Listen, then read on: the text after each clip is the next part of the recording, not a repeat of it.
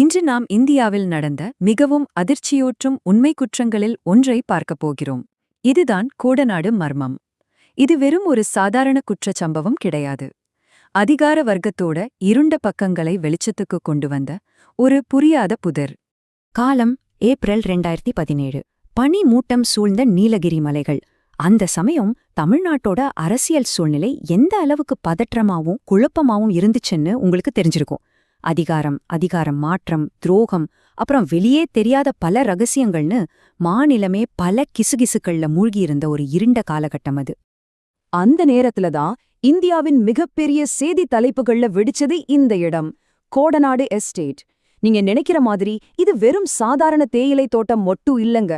பல வருஷங்களா உயர்மட்ட அரசியல் தொடர்புகளோட மையமாயிருந்த பலத்த பாதுகாப்பு கொண்ட ஒரு பிரம்மாண்டமான கோட்டை.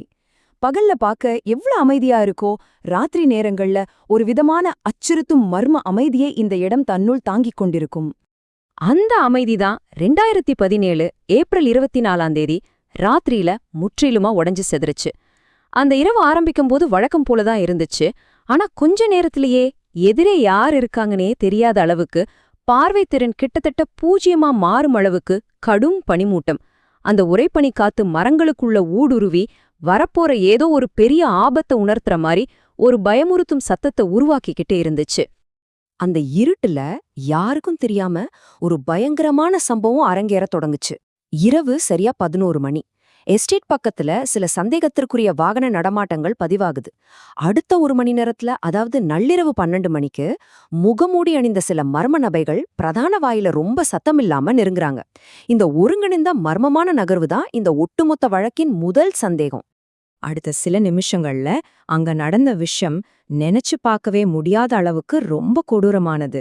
அங்கே பணியில இருந்த காவலாளி ஓம் பகதூர் இருட்ல நடக்கிற அசாதாரண அசைவுகளை கவனிக்க முயற்சிக்கிறார். ஆனா அவர் என்ன ஏதுன்னு சுதாரிக்கிறதுக்குள்ளேயே ஒரு மின்னல் வேக தாக்குதல். கூர்மையான உலோக ஆயுதங்களால கொடூரமா தாக்கப்பட்ட ஓம் பகதூர் அங்கே பரிதாபமா உயிரிழக்கிறார். கூட இருந்த இன்னொரு காவலாளி கடுமையா காயமடைந்து உயிர் தப்புறார். சரி, அந்த ஒரு கட்டத்துல தான் மொத்த விசாரணையோட திசையே முற்றிலுமா மாறுது. போலீஸ்க்கும் சரி மக்களுக்கும் சரி மனசுல எழுந்த மிக முக்கியமான கேள்வி ஒன்னுதான். இது நிஜமாவே ஒரு சாதாரண கொள்ளை சம்பவம் தானா? இந்த கேள்விதான் அடுத்தடுத்து வரப்போற பல அதிர்ச்சிகளுக்கு அடித்தளமா அமைஞ்சது. யோசிச்சு பாருங்க, ஒரு சாதாரண கொள்ளைனா எப்படி இருக்கும்? திருடர்கள் பதற்றத்துல கண்ணுல படுற பொருட்களை எல்லாம் அள்ளிட்டு போவாங்க. அந்த இடமே ஒரு பெரிய குழப்பமா இருக்கும் இல்லையா? ஆனா கோடநாடு சம்பவத்துல அந்த முகமூடி கும்பல் ரொம்ப தெளிவாவும் கச்சிதமாவும் திட்டமிட்டு செயல்பட்டிருக்காங்க. பங்களாக்குள்ள நுழைஞ்ச பிறகு அவங்க சில குறிப்பிட்ட லாக்கர்கள் அப்புறம் அலமாரிகளை மட்டும் ரொம்ப கவனமா தேடியிருக்காங்க.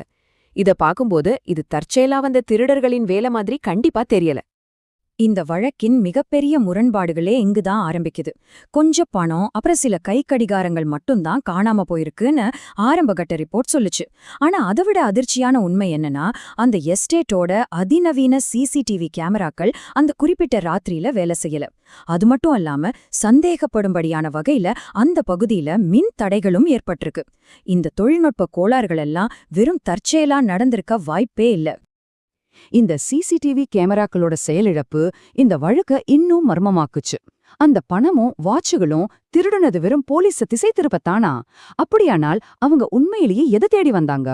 அந்த பெரிய பங்களாவோட மூளை முடுக்கெல்லாம் தெரிஞ்ச யாரோ ஒருத்தர் தான் உள்ளுக்குள்ள இருந்து விவரங்களை கொடுத்து இந்த சம்பவத்தை திட்டமிட்டு அரங்கேற்றினாரா அப்படிங்கிற விவாதங்கள் நாடு முழுக்க பரவத் தொடங்குச்சு.